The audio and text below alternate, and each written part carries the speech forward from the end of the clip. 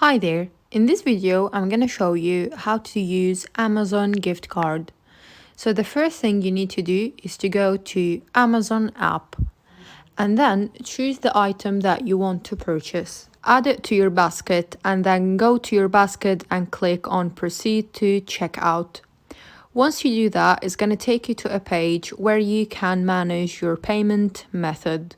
So go there, scroll down and then click on paying with whatever you have chosen before. So click on that and then it's going to take you to a page where you can choose a payment method that you already have or where you can add a new payment method that you would like to use.